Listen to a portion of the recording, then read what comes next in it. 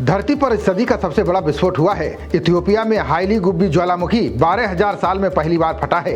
वैज्ञानिक इसे बेहद खतरनाक मान रहे हैं। भारत समेत कई देशों तक इसकी राख पहुंच रही है।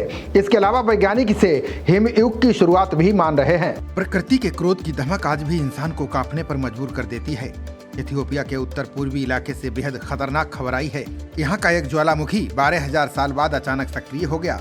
इसके फटने से धुएं का गुबार आसमान में छा गया।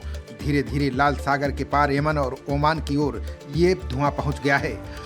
अब इस ज्वालामुखी की राख 3800 किलोमीटर दूर भारत तक पहुंच गई है। बता दें कि हाईली गुब्बी ज्वालामुखी इथियोपिया के अफार इलाके में अदीस अबाबा से लगभग 500 मील उत्तर पश्चिम में इरिट्रिया के बॉर्डर के पास मौजूद है।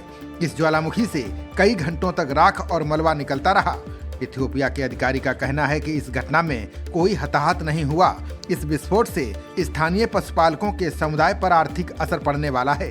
सईद का कहना है कि हाईली गुब्बी ज्वालामुखी के फटने का पहले कोई रिकॉर्ड नहीं था।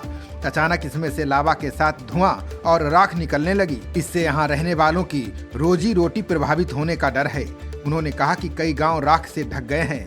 इस वजह से उनके जानवरों के पास खाने के लिए कुछ नहीं बचा है।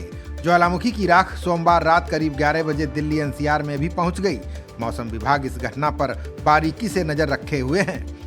मौसम को ट्रैक करने वाले संस्थानों का कहना है कि राख का ये गुबार सबसे पहले पश्चिमी राजस्थान के ऊपर से भारत में दाखिल हुआ। India Met Sky weather alert के मुताबिक राख का बादल अब जोधपुर जैसलमेर इलाके से भारतीय उपमहाद्वीप में आ गया है। ये गुबार 130 किलोमीटर की रफ्तार से उत्तर पूर्व की ओर बढ़ रहा है। इस राख के गुबार के कारण आसमान कुछ समय के लिए अजीब दिखाई दे सकता है।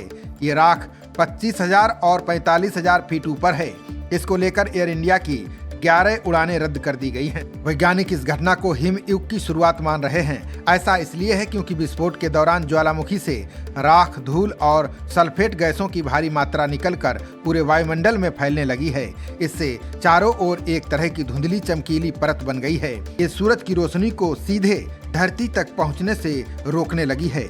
इसके लगातार जारी रहने पर ग्लोबल टेम्परेचर में लगभग 1.2 डिग्री सेल्सियस तक की गिरावट आएगी। इस बीच ज्वालामुखी से निकलने वाली सल्फर डाइऑक्साइड गैस ऊपर जाकर सल्फेट एरोसोल बनाने लग जाएगी।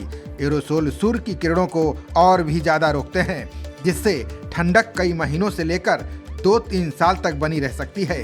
ज्वालामुखी के बड़े विस्फोट धरती को ठंडा कर सकते हैं। खबरों का सिलसिला जारी रहेगा।